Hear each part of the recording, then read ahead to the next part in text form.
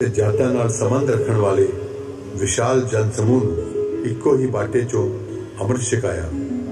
ਸਦੀਆਂ ਤੋਂ ਚੱਲਦੇ ਆ ਰਹੇ ਜਾਤ ਪਾਤ ਦੇ ਸਰਾਪ ਨੂੰ ਇੱਕੋ ਪਲ ਵਿੱਚ ਮਿਟਾ ਕੇ ਖਾਲਸਾ ਪੰਥ ਦੀ ਸਿਰਜਣਾ ਕੀਤੀ, ਜਿਸ ਨੂੰ ਇੱਕ ਨਵਾਂ ਵੇਸ ਦੇ ਕੇ ਅਕਾਲ ਪੁਰਖ ਦੀ ਫੌਜ ਕਿਹਾ।